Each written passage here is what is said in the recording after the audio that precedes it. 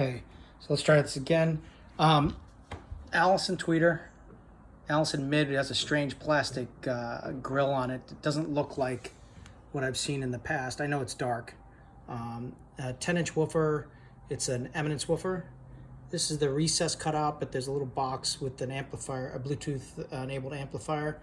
There's a whole long story about trying to get Bluetooth mono input to be automatic, but I couldn't get that to work. This cabinet is an Acoustic Research AR2A cabinet.